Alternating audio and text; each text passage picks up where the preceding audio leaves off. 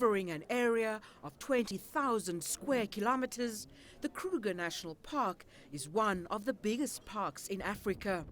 It's been one of South Africa's top tourist destinations for decades. But there's a darker side, an ongoing war between park rangers and ruthless poachers who slaughter rhino to sell their horns. It doesn't stop, it continues day and night, month in, month out. And of course the incursions are coming very much on foot over the fences, both from the east, from Mozambique, which takes up about 75% to 80% of our poaching activity, where it originates. And certainly also from the west, from the South African side, it's continuous. It's a serious challenge in every respect. The fact that we are the guardian of many animals, thousands, the fact that we have the 20,000 square kilometers, 1,000-kilometer boundary, a 350-kilometer boundary with Mozambique, from where more than 3/4 of the poaching occur, and then driven by supply and demand, you have international syndicates working this. This is a low-risk, high-return crime, and we're paying the price for it. Our team went out into the bush with Kruger Park rangers and saw firsthand just how high that price is.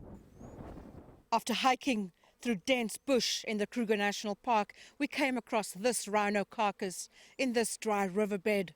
Experts think it was killed about 3 or 4 days ago. A single bullet shot through the head brought this rhino down, and its horn was hacked off.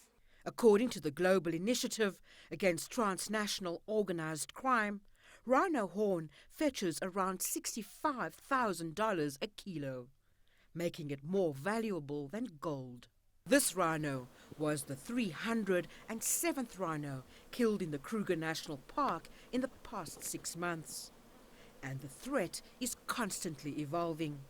Many poachers are now coming into the park pretending to be tourists. They pay at the gate, very difficult to detect.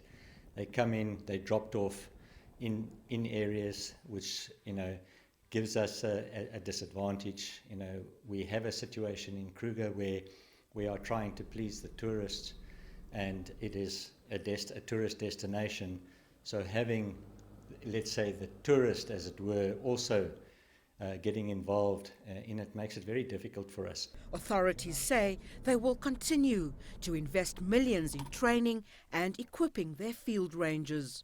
They have now taken on a greater law enforcement and anti-poaching role.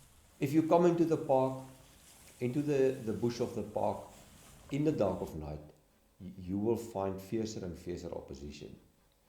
And you will soon find methods that will allow me to survey and detect you earlier.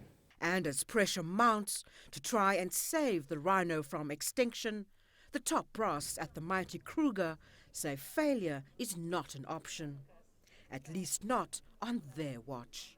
People are looking at us to save the rhino, because ultimately, if it continues like this, we're going to lose rhino. And of course, then we're going to be answerable to our children. Rene, Carme, CCTV, Skukuza in the Kruger National Park.